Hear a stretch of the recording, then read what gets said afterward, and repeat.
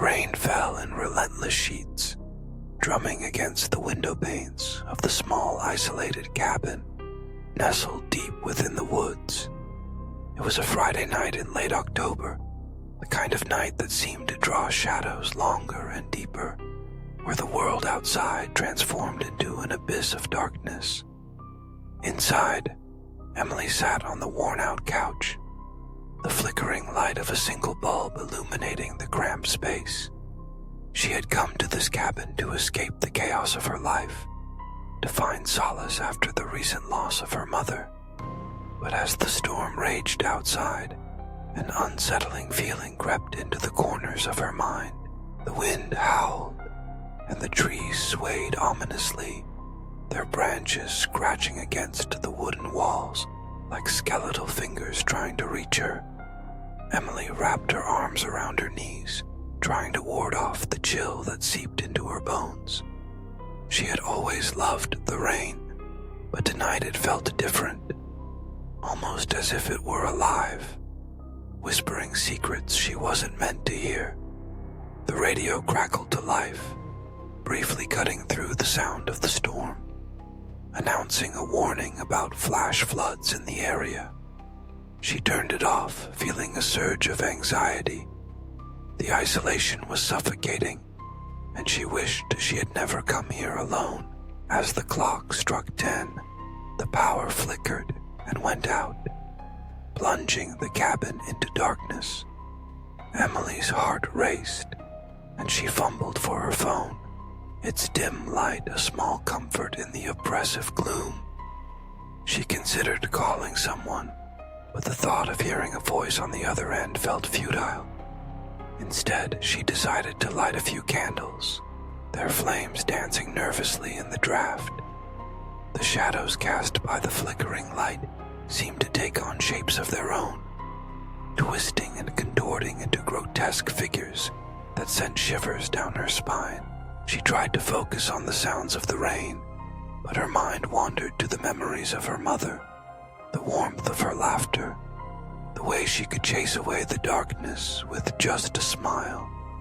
Each thought was like a dagger piercing through the fragile veil of her composure. Suddenly, a loud crash echoed from outside, causing Emily to jump.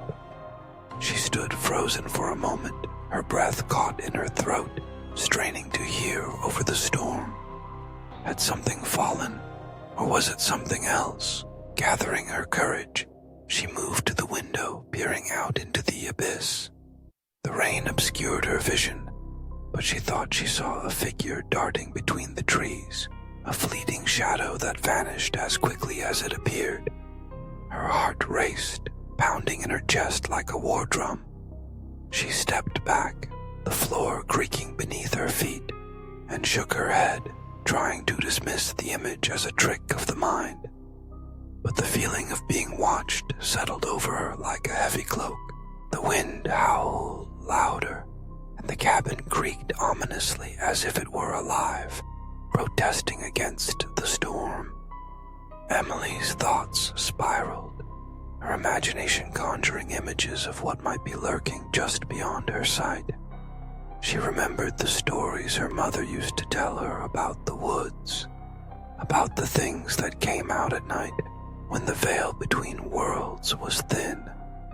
They were just stories, she reminded herself, but the primal fear that gripped her was real. Suddenly, a loud thump echoed from the back of the cabin, and she spun around, heart racing. The sound was followed by a soft, almost imperceptible whisper, a voice that seemed to seep through the walls, calling her name. Emily. It was a voice she recognized, yet it sent chills down her spine. Her mother's voice, but twisted and distorted, as if it were coming from a place far beyond the grave.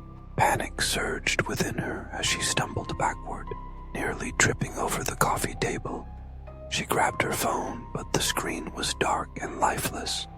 The shadows around her seemed to close in, and she felt the air thicken with dread. She couldn't stay here. She had to leave. But as she reached for the door, the whispering grew louder, echoing in her ears, drowning out the sound of the storm. "Emily, come home." In that moment, she realized the truth. The cabin wasn't a refuge. It was a trap. The storm outside was nothing compared to the tempest brewing within these walls. The shadows were alive, and they were hungry.